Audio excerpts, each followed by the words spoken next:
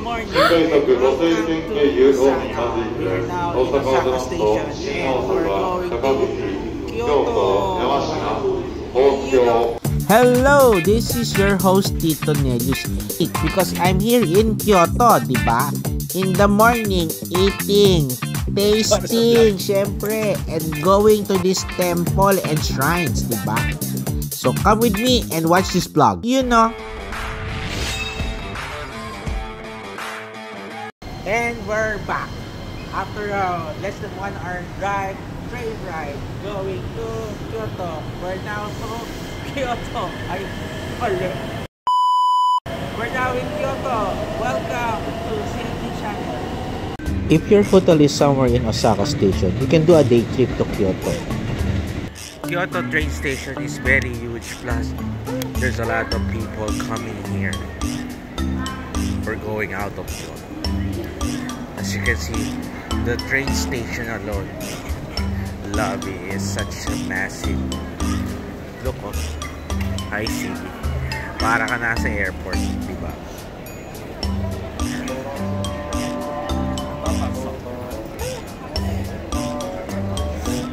Grabe, no? Laki.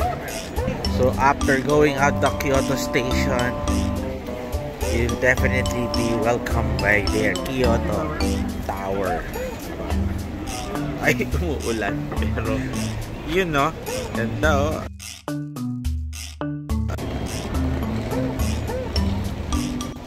So let's go to Kyoto, you know, Japan.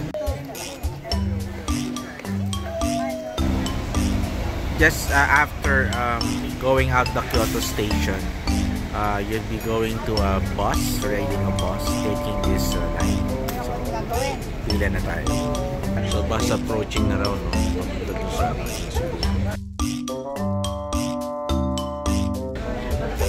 pero guys, so, haba na dito. Kaya, dapat maaga ka. At for sure, maraming pumupunta sa Kyoto Tower. Sa shrine.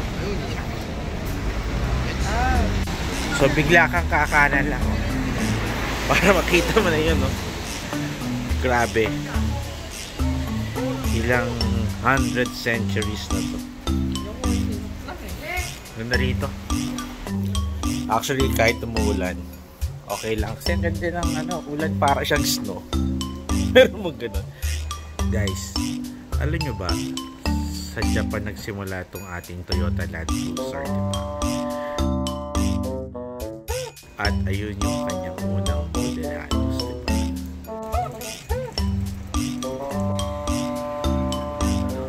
So dito sa Kyoto, actually kahit some part ng major cities ng Japan, meron kang makikita mga kimono rental, diba? Kasi talagang kanilang pride and tradition to wear this kimono dress, mapalalaki o mapababae.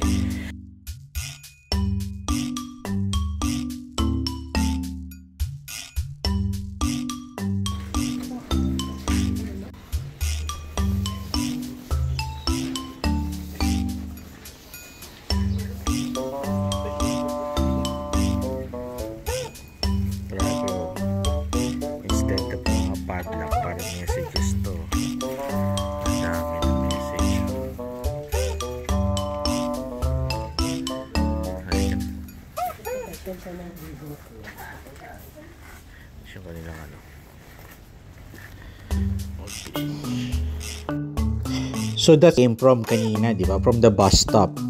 But you can always ride this one going up, diba? Especially if you're old or having hard time walking up. And this is one of the tower that will be halfway going Kiyomizu-dera Temple, diba? You know, Japan. I'm sorry, but that I forgot that this tower, diba? But basically, it's a very, very old tower here in Kyoto. As you can see, the architecture was so very detailed. Even senko, diba? Made of wood, diba? Wood, ah? That's heck, diba? As I said, this is not yet the Kiyomizu-dera Temple. So we need to further this village But it's really fun walking in the morning at Kyoto Village or residences because a lot of things to explore. Kanina, there's a temple, diba? Then some restaurants and a lot more. So join me and keep on walking, diba? You know.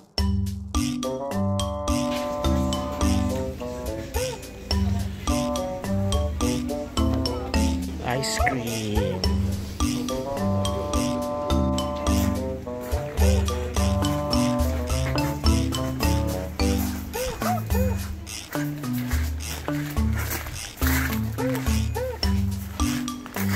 As you can see, it's like a walking tour in the morning here in Kyoto. In their own old villages or residences, diba? Going to a famous temple which is Kiyomizu-dera Temple.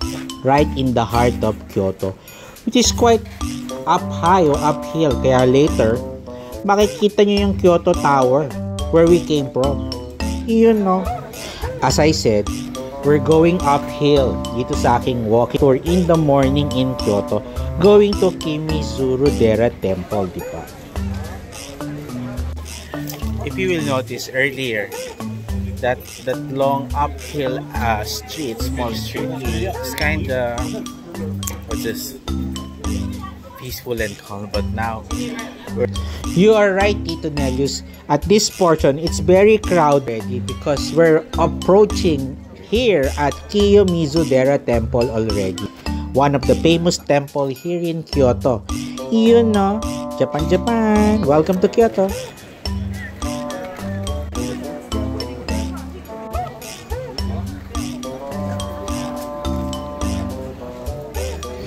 Some 5 years ago, I went already here at Kiyomizu-dera Temple with my 2 sons and my family, diba? We have some great pictures before at ito, I'm just sharing. But now, this is 2024 already. As you see, there's still a lot of people going here. So, if you expect or want to expect a lot of crowded people, this is the place to be. Because it's so high, you can see the Kyoto Tower earlier near the Kyoto train station, no? Ayun, no? Yun, no? Diba? Testing daw. Ano ito? Ayoko na matcha.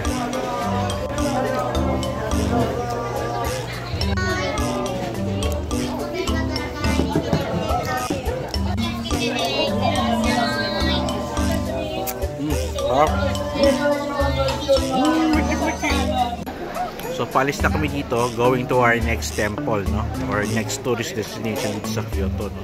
As you can see, marami dito mga retail stores, souvenirs, pastries, local delicacies, mga t-shirts, so everything. Kung naghahanap ka dito ng pasalubong sa Pilipinas, I think maganda rin dito bumili, pero syempre I think it's a little bit pricey because nandito siya, malapit sa tourist destination.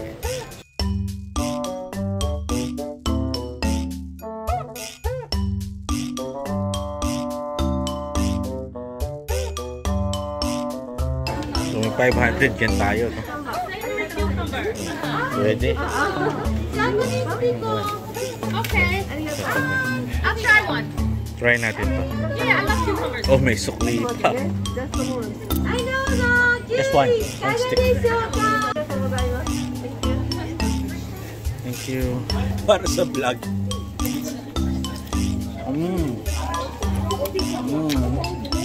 Crunchy. You know.